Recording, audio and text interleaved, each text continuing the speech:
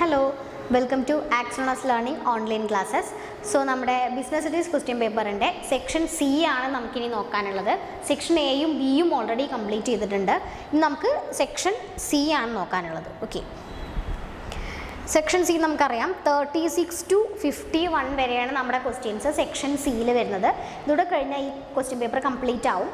So നമുക്ക് first അതിൽ 36 മുതൽ 41 വരെയുള്ളത് 2 മാർക്ക് ക്വസ്റ്റ്യൻ ആണ്. അതായത് very short answer type questions ആണ് വരുന്നത്. 36 മുതൽ 41 വരെ. ഫസ്റ്റ് ക്വസ്റ്റ്യൻ നോക്കാം. എന്താണ് ഫസ്റ്റ്? 36 മുതലാണ് നമ്മൾ സ്റ്റാർട്ട് ചെയ്യുന്നത്. എന്താണ് 36ാമത്തെ ചോദ്യം?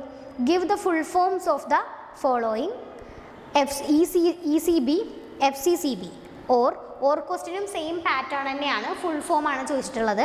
ASFI ആൻഡ് B എന്താണ്? GDR. സോ ഈ 4 എണ്ണത്തിൻ്റെയും ഫുൾ ഫോംസ് ആണ് നമ്മളടുത്ത് ചോദിച്ചിട്ടുള്ളത്. FCCB ഓൾറെഡി നമ്മൾ എന്താണ് പറഞ്ഞിട്ടുണ്ടായിരുന്നു, പ്രീവിയസ് മറ്റൊരു ക്വസ്റ്റ്യൻ പേപ്പറിൽ നമ്മൾ ഡിസ്കസ് ചെയ്തിട്ടുണ്ടായിരുന്നു. ദെൻ ഓക്കെ, GDRും നമ്മൾ പറഞ്ഞിട്ടുണ്ടെന്നാണ് എൻ്റെ ഒരു ഓർമ്മ. സോ ഇതിൻ്റെ ഫുൾ ഫോം വന്നിട്ട് ഇതാണ് ഇതിൻ്റെ ഫുൾ ഫോംസ് ഒക്കെ. സോ ECB എന്ന് പറഞ്ഞാൽ എന്താണ്? എക്സ്റ്റേണൽ കൊമേഴ്ഷ്യൽ ബോറോയിങ്സ് ആണ്. നമ്മൾ പുറമേ നിന്ന് വാങ്ങിക്കുന്ന കൊമേഴ്ഷ്യൽ ബോറോയിങ്സ് നമ്മൾ കടം വാങ്ങിക്കുന്നതിനെയാണ് എന്തെന്ന് പറയുന്നത്? ECB എന്ന് പറയുന്നത്. Then foreign currency convertible bonds ആണ് FCCB, foreign currency convertible bonds. അത് പറഞ്ഞാൽ എന്താണ്? നമുക്ക് ഫോറിൻ കറൻസി എന്താണ് ബോണ്ടിലേക്ക് കൺവേർട്ട് ചെയ്യാൻ പറ്റുന്ന ടൈപ്പ് ഓഫ് FCCB അതാണ്. ഇത് നമ്മൾ ഓൾറെഡി പറഞ്ഞിട്ടുണ്ട്. ഈ FCCB ഫുൾ ഫോം മറ്റൊരു ക്വസ്റ്റ്യൻ പേപ്പറിൽ നമ്മൾ പറഞ്ഞിട്ടുണ്ടായിരുന്നു. ദെൻ ഓർ ക്വസ്റ്റ്യനിൽ വരുന്നത് എന്താണ്? SFIയുടെ ഫുൾ ഫോമാണ്. നമ്മുടെ ഈ ഒരു കോണ്ടെക്സ്റ്റിൽ അല്ലെങ്കിൽ ഇത്തരം ഈ ഒരു ടേംസിൻ്റെ കോണ്ടെക്സ്റ്റിൽ SFI എന്ന് പറയുന്നത് എന്താണ്? സ്പെഷ്യലൈസ്ഡ് ഫിനാൻഷ്യൽ ഇൻസ്റ്റിറ്റ്യൂഷൻസ് ആണ്. Specialised financial institutions.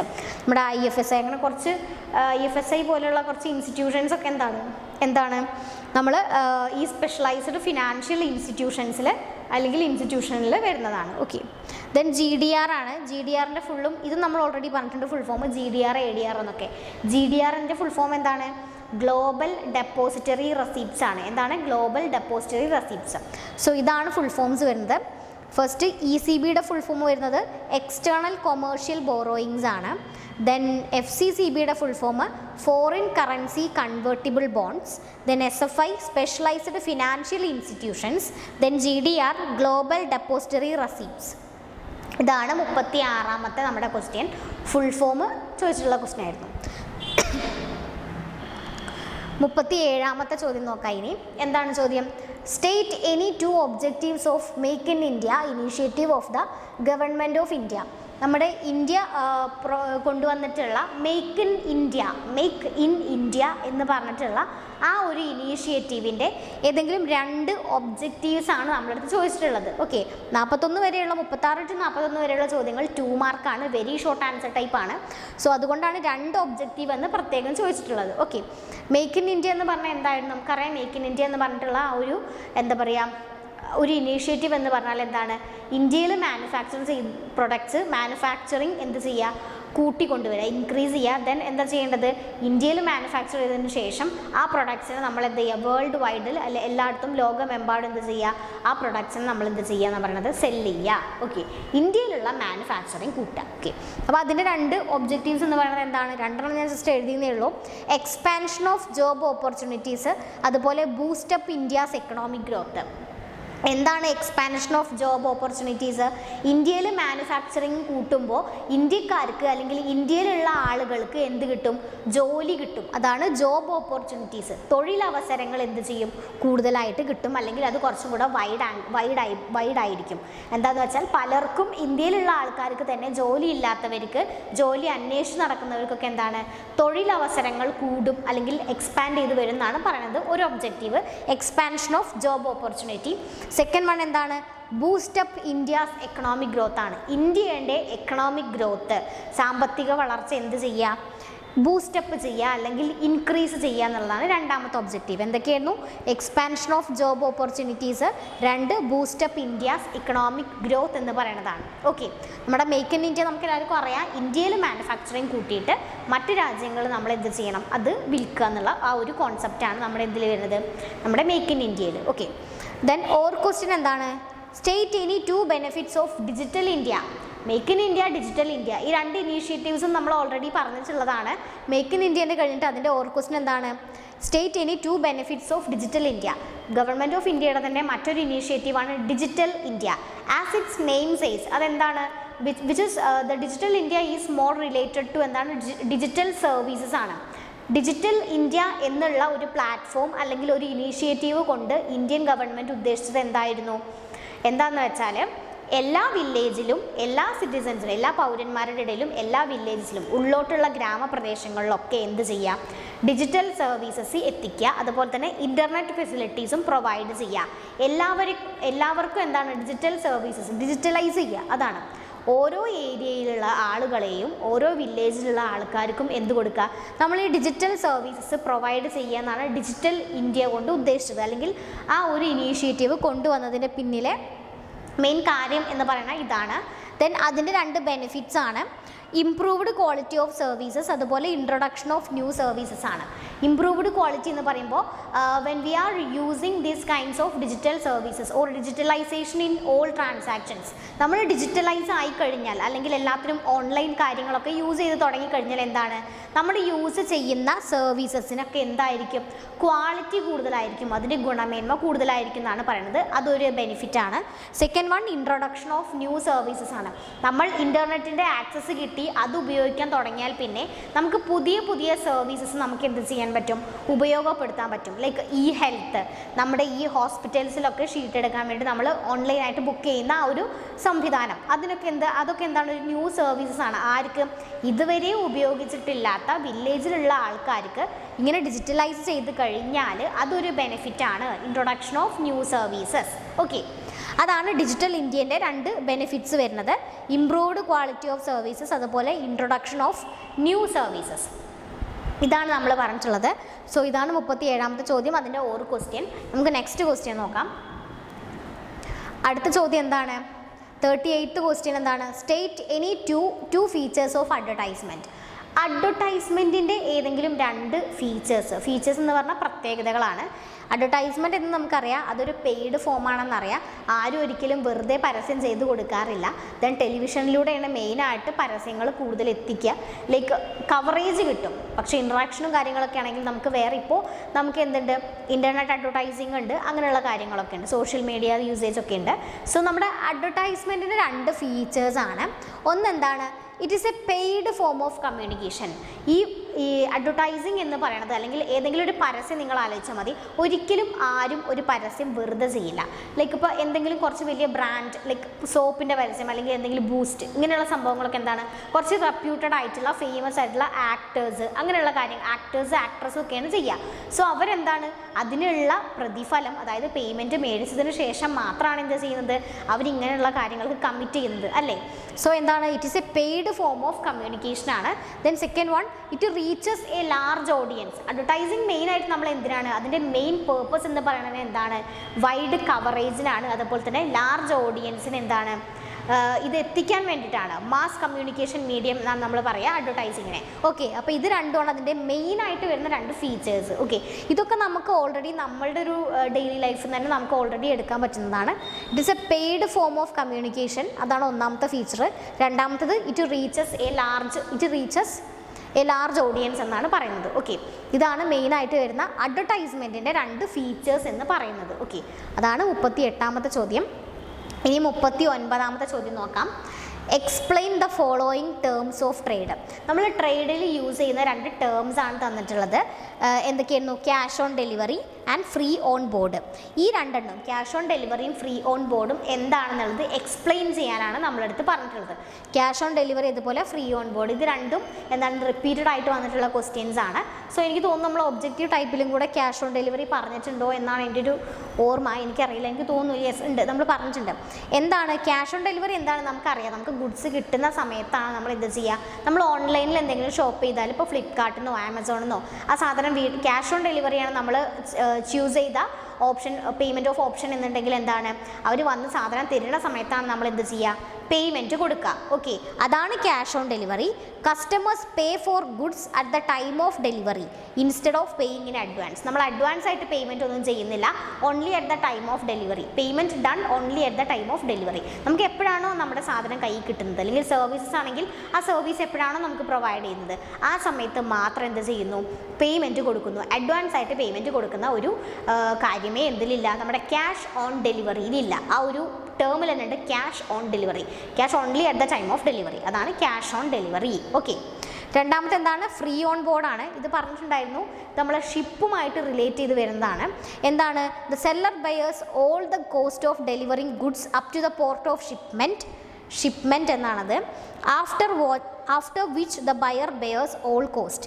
എന്താണ്, നമ്മൾ സെല്ലർ എന്ന് പറഞ്ഞാൽ വിൽക്കുന്ന ആൾ, ബയർ എന്ന് പറഞ്ഞാൽ വാങ്ങിക്കുന്ന ആൾ. അപ്പോൾ വിൽക്കുന്ന ആൾ, ഞാനാണ് സെല്ലർ എന്നുണ്ടെങ്കിൽ ഞാൻ ഈ ഗുഡ്സൊക്കെ മറ്റൊരു നാട്ടിലുള്ള ആൾക്ക് ഇത് ഷിപ്പിൽ കയറ്റി അയക്കുകയാണ്. സോ ഈ ഫ്രീ ഓൺ ബോർഡ് എന്ന് പറഞ്ഞാൽ എന്താണ്, അതിൽ പറയുന്നത് ഇപ്രകാരമാണ്. ഈ ഒരു ഡോക്യുമെൻറ്റിൽ പറയുന്നത് എന്താണ്, ഞാൻ എന്ന സെല്ലർ ഈ സാധനങ്ങൾ കയറ്റുന്നത് മുതൽ ആ ഷിപ്പിൽ കണ്ടോ, ആ ഷിപ്പിൽ അത് എത്തുന്നത് വരെ up to the port of shipment, ആ പോർട്ടിൽ ഷിപ്പിൽ കയറ്റി ആ പോർട്ടിൽ എത്തുന്നത് വരെ എന്താണ്, ഞാനാണ് അതിന് റെസ്പോൺസിബിൾ. അതായത് ഞാനാണ് എല്ലാ കോസ്റ്റിനും ലയബിൾ ആയിട്ടുള്ളത്, അല്ലെങ്കിൽ ബെയർ ചെയ്യുക എന്ന് പറഞ്ഞാൽ ഞാനാണ് സഹിക്കേണ്ടത്. ഓക്കെ, ലൈക്ക് ഞാൻ ഈ എൻ്റെ സാധനങ്ങളെല്ലാം ആ ഒരു ഷിപ്പിൽ കയറ്റി ആ ഷിപ്പ് അവിടെ പോർട്ടിൽ എത്തുന്നത് വരെയുള്ള എല്ലാ ചിലവും ആരാണ് എടുക്കേണ്ടത്, സെല്ലർ എന്ന വ്യക്തി. അതായത് കയറ്റി അയക്കുന്ന ആളായിരിക്കും സെല്ലർ, ബയർക്ക് കൊടുക്കുക. ഞാൻ വിറ്റ സാധനം അങ്ങോട്ട് കൊടുക്കുകയാണ്. So I am responsible for these kinds of whole goods until it reaches the port എന്നാണ് പറയുന്നത്. ഓക്കെ, ആ പോർട്ടിൽ എത്തുന്നത് വരെയുള്ള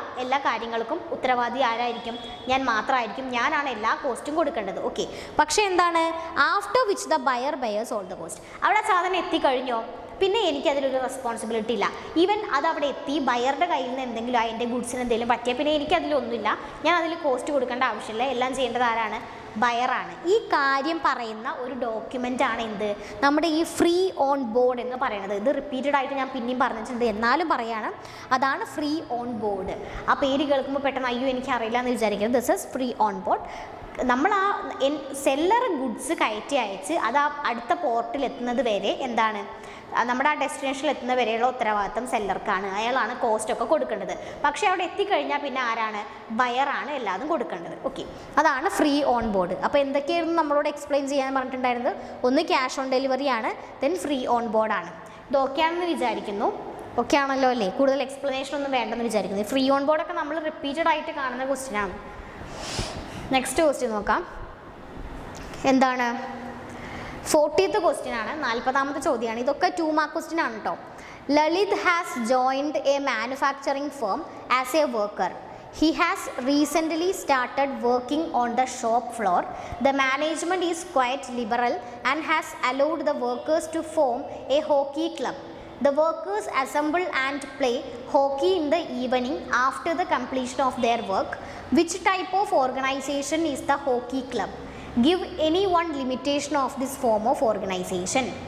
എന്താണ് പറഞ്ഞിട്ടുള്ളത് ക്വസ്റ്റ്യനിൽ, ലളിത് എന്ന് പറയുന്ന ആൾ ഒരു മാനുഫാക്ചറിങ് ഫേമിൽ വർക്ക് ചെയ്യുന്ന ആളാണ് ലളിത്. ഓക്കെ, അയാൾ എന്താ ചെയ്തത്, working on the shop floor. അയാൾ ഷോപ്പ് ഫ്ലോറിലാണ് വർക്ക് ചെയ്യുന്നത്. ദെൻ അവരുടെ മാനേജ്മെൻറ്റ് എന്ന് പറയുന്നത് ഭയങ്കര ലിബറലാണ്. ലിബറൽ എന്ന് പറഞ്ഞാൽ എന്താണ്, തീരെ അങ്ങനെ കൺട്രോൾ ചെയ്ത് ആൾക്കാരെങ്ങനെ വെക്കുന്ന ആളൊന്നല്ല, എല്ലാവർക്കും നല്ല എന്താണ് സ്വാതന്ത്ര്യം, ഫ്രീഡം കാര്യങ്ങളൊക്കെ ഉണ്ട്. And has allowed the workers to form a hockey club. എന്ത് ചെയ്തു, അങ്ങനെ ലിബറൽ ആയിട്ടുള്ളൊരു മാനേജ്മെൻറ്റ് ലളിത അടങ്ങുന്ന ആ ഒരു വർക്കേഴ്സിനോട് എന്ത് പറഞ്ഞു, ഒരു ഹോക്കി ക്ലബ്ബ് തുടങ്ങിക്കോളൂ എന്ന് പറഞ്ഞു, അവരുടെ ഒരു എൻ്റർടൈൻമെൻറ്റിന് വേണ്ടിയിട്ട്. So the workers assemble the play hockey in the evening after the completion of work. അപ്പോൾ എന്താണ്, അങ്ങനെ ഒരു ഹോക്കി ക്ലബ്ബ് തുടങ്ങാനുള്ള ഒരു പെർമിഷൻ അല്ലെങ്കിൽ അങ്ങനെ ഒരു ഓപ്ഷൻ അവർക്ക് മാനേജ്മെൻറ്റ് കൊടുക്കുകയും ലളിതും അവരുടെ മെമ്പേഴ്സ് എല്ലാവരും കൂടെ മറ്റ് വർക്കേഴ്സും കോ വർക്കേഴ്സും ഒക്കെ കൂടെ അങ്ങനെ ഒരു ഹോക്കി ക്ലബ്ബ് തുടങ്ങി അവരവരുടെ വർക്കിന് ശേഷം എന്ത് ചെയ്യും, ഹോക്കി ക്ലബ്ബിൽ കളിക്കാനും പോകും. ഓക്കെ, സോ നമ്മളോട് ചോദിച്ചിട്ടുള്ളത് ഈ ഹോക്കി ക്ലബ്ബ് എന്ന് പറയുന്നത് അവരൊക്കെ എന്താണ്, ഒരു മാനുഫാക്ചറിങ് ഫേമിലെ വർക്കേഴ്സാണ്. അവിടുന്ന് ആ ഒരു ബേസിസിലാണ് അവരെന്ത് ചെയ്തത്, ഈ ഹോക്കി ക്ലബ്ബ് തുടങ്ങിയത്. അപ്പോൾ ഈ ഹോക്കി ക്ലബ്ബ് ഏത് ഫോം ഓഫ് ഓർഗനൈസേഷൻ ആണ്, അല്ലെങ്കിൽ ഏത് ടൈപ്പ് ഓഫ് ഓർഗനൈസേഷൻ ആണെന്നാണ് നമ്മളോട് ചോദിച്ചിട്ടുള്ളത്. ദെൻ അങ്ങനെയുള്ള ആ ഓർഗനൈസേഷൻ ഏതാണോ അത് കൊടുത്തതിന് ശേഷം ആ ഓർഗനൈസേഷൻ്റെ ഏതെങ്കിലും ഒരു ലിമിറ്റേഷനുമാണ് നമ്മളോട് ചോദിച്ചിട്ടുള്ളത്. ആലോചിച്ചാൽ മതി, ഒരു മാനുഫാക്ചറിങ് ഫേമിൽ വർക്ക് ചെയ്യുന്ന ആൾ അവിടുത്തെ പോളിസീസും അല്ലെങ്കിൽ റൂൾസൊക്കെ ലിബറൽ ആണെന്ന് പറഞ്ഞാൽ തന്നെ എന്താണ്, അവിടെ ഫോർമലൈസേഷൻ കുറച്ച് കുറവായിരിക്കും. അതായത് ഫോർമൽ എന്ന് പറഞ്ഞാൽ കുറച്ചും കൂടെ അതോറിറ്റേറിയൻ സ്റ്റൈലായിട്ട് വർക്ക് ചെയ്യുന്നത് കുറവാണ്.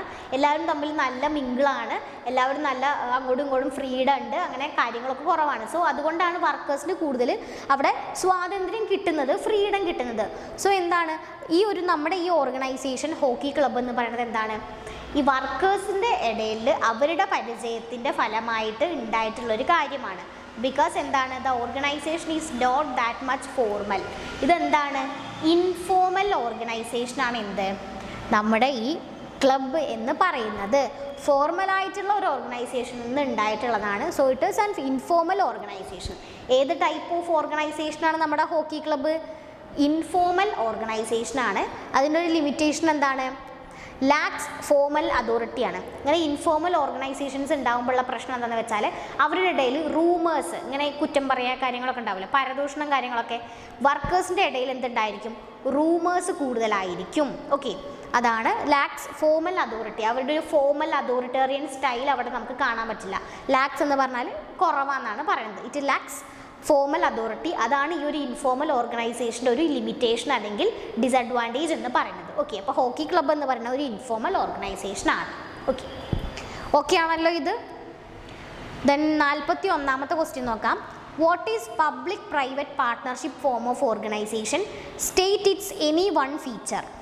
എന്താണ് നമ്മുടെ പബ്ലിക് പ്രൈവറ്റ് പാർട്ട്ണർഷിപ്പ് എന്നാണ് ചോദിച്ചിട്ടുള്ളത്. അതിൻ്റെ ഒരു ഫീച്ചറും എഴുതാൻ പറഞ്ഞിട്ടുണ്ട്. നമ്മൾ PPP എന്നാണ് പറയുക, ട്രിപ്പിൾ P. എന്താണത്, നമ്മുടെ പബ്ലിക് സെക്ടറും പ്രൈവറ്റ് സെക്ടറും ചേർന്നുകൊണ്ട് തുടങ്ങുന്ന ഒരു സംരംഭം അല്ലെങ്കിൽ ഒരു എന്താ പറയുക ഒരു ഓർഗനൈസേഷനാണ് എന്ത് നമ്മുടെ PPP, പബ്ലിക് പ്രൈവറ്റ് പാർട്ട്ണർഷിപ്പ് എന്ന് പറയുന്നത്. എന്താണത്? It is A partnership between the government and private sector for providing public services.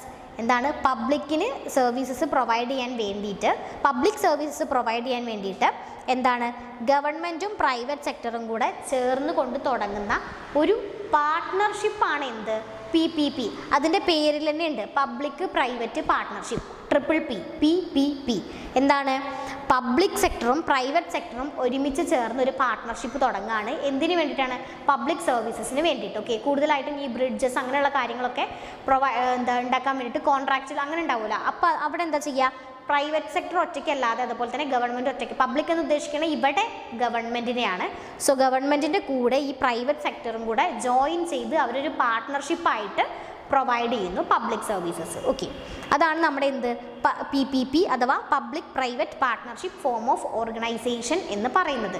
അതിൻ്റെ ഒരു ഫീച്ചർ എന്താണ്, both parties share investment risk and returns എന്നാണ് പറയുന്നത്. എന്താണ്, നമ്മുടെ ഈ ഗവൺമെൻറ്റും അതുപോലെ പ്രൈവറ്റ് സെക്ടർ അല്ലെങ്കിൽ പബ്ലിക് ആൻഡ് പ്രൈവറ്റ് സെക്ടർ രണ്ടുപേരും പാർട്ട്ണർഷിപ്പിലാണ് ഏർപ്പെടുന്നത്. So they have to share, അവരെന്ത് ചെയ്യണം, they have to share the investment risk and return. Okay, ആ ഒരു പാർട്ട്ണർഷിപ്പിൻ്റെ ഇൻവെസ്റ്റ്മെൻറ്റിൽ അവർക്ക് ഷെയർ ചെയ്യേണ്ടി വരും, അവർ രണ്ടുപേരും ഷെയർ ചെയ്യണം. അതുപോലെ തന്നെ റിസ്ക് ആണെങ്കിലും ഷെയർ ചെയ്യണം, റിട്ടേൺ ആണെങ്കിലും അവർ ഷെയർ ചെയ്യേണ്ടി വരും. ഓക്കെ, അതാണ് പറയുന്നത്. ദാറ്റ് ഈസ് PPP അഥവാ public private partnership form of organisation. Okay, അതാണ് നമ്മുടെ 41ാമത്തെ ചോദ്യം. അതിനൊരു ഓർ ക്വസ്റ്റ്യൻ ഉണ്ട്. എന്താണ് or question? What is one person company OPC? State it's any one feature. നമ്മളോട് ചോദിച്ചിട്ടുള്ളത് എന്താണ് വൺ പേഴ്സൺ കമ്പനി എന്നാണ് ചോദിച്ചിട്ടുള്ളത്. എന്താണ് വൺ പേഴ്സൺ കമ്പനി, അതുപോലെ അതിൻ്റെ ഏതെങ്കിലും ഒരു ഫീച്ചറുമാണ് ചോദിച്ചിട്ടുള്ളത്. വൺ പേഴ്സൺ കമ്പനി നമുക്കറിയാം, ഒറ്റ വ്യക്തി ഉണ്ടാവുള്ളൂ, അപ്പോൾ വൺ പേഴ്സൺ അല്ലേ. എന്താണ്, A company formed with only one person as member or share holder. എന്താണ്, ഒരൊറ്റ മെമ്പർ, അതിൻ്റെ പേര് തന്നെ OPC, വൺ പേഴ്സൺ കമ്പനി. ഒരു മെമ്പർ, ഒരാൾ മാത്രം. A company formed with only one person as member or share holder. ആ കമ്പനിയിൽ മെമ്പറായിട്ട് അല്ലെങ്കിൽ ഷെയർ ഹോൾഡറായിട്ട് ആകെ ഒരു വ്യക്തി മാത്രമേ ഉണ്ടാവുള്ളൂ. അതാണ് വൺ പേഴ്സൺ കമ്പനി. ഓക്കെ ആണല്ലോ, അവിടെ കൂടുതൽ ആൾക്കാരൊന്നും ഉണ്ടാവില്ല, ഓൺലി വൺ പേഴ്സൺ. ഓക്കെ, അതിൻ്റെ ഫീച്ചർ എന്താ? To provides limited liability to the single owner. ആ സിംഗിൾ ഓണർക്ക് പക്ഷേ ലയബിലിറ്റി എന്താണ്, ലിമിറ്റഡ് ആയിരിക്കും എന്നാണ് പറയുന്നത്. ഓക്കെ, എന്താണ് ഇതിനൊരു ഫീച്ചർ പറഞ്ഞിട്ടുള്ളത്? നമ്മുടെ ഈ ഓണർക്ക്, അതായത് വൺ പേഴ്സൺ കമ്പനിയിൽ ഒരാൾ മാത്രമേ ഉണ്ടാവുകയുള്ളൂ ഷെയർ ഹോൾഡർ അല്ലെങ്കിൽ മെമ്പറായിട്ട്, അയാളുടെ ലയബിലിറ്റി എന്തായിരിക്കും എന്നാണ് പറയുന്നത്, ലിമിറ്റഡ് ആയിരിക്കും. To provides limited liability to the single owner. ഓണർക്ക് എന്താണ് ലയബിലിറ്റി ലിമിറ്റഡ് ആണ്, അൺലിമിറ്റഡ് അല്ല. ഓക്കെ, അതാണ് നമ്മുടെ 41st ക്വസ്റ്റ്യൻ്റെ ഓർ ക്വസ്റ്റ്യൻ വരുന്നത്. സോ ഈ ക്വസ്റ്റ്യൻസ് ഒക്കെ ഓക്കെ ആണെന്ന് വിചാരിക്കുന്നു. നമ്മൾ ക്വസ്റ്റ്യൻസ് വായിക്കുമ്പോൾ ശ്രദ്ധിച്ച് വായിക്കണം. അപ്പോൾ മാത്രമേ നമുക്ക് കറക്റ്റായിട്ട് എന്താണ് ക്വസ്റ്റ്യൻ മീൻ ചെയ്യുന്നത്, അതുപോലെ ആൻസറിലോട്ട് എത്താനുള്ള ആ ഒരു ഹിൻറ്റ് ആ ഒരു ക്വസ്റ്റ്യനിൽ തന്നെ നമുക്ക് തന്നിട്ടുണ്ടായിരിക്കും. ഓക്കെ, അപ്പോൾ ഈ നമ്മൾ 36 to 41 വരെയുള്ള ക്വസ്റ്റ്യൻസൊക്കെ ഇവിടെ പറഞ്ഞു കഴിഞ്ഞു. സോ എനിക്ക് തോന്നുന്നു നമ്മുടെ ഈ 2 മാർക്ക് ക്വസ്റ്റ്യൻ സെക്ഷൻ സിയിൽ തന്നെ വരുന്ന ഫസ്റ്റിൽ ആ 2 മാർക്ക് ക്വസ്റ്റ്യൻ കംപ്ലീറ്റ് ആയിട്ടുണ്ട്. അതായത് വെരി ഷോർട്ട് ആൻസർ ടൈപ്പ്. ഇനി നമുക്ക് നെക്സ്റ്റ് ക്ലാസ്സിൽ എന്ത് ചെയ്യാം, ബാക്കി ക്വസ്റ്റ്യൻസും കൂടെ ഡിസ്കസ് ചെയ്യാം. അപ്പോൾ ഓക്കെ, താങ്ക് യു.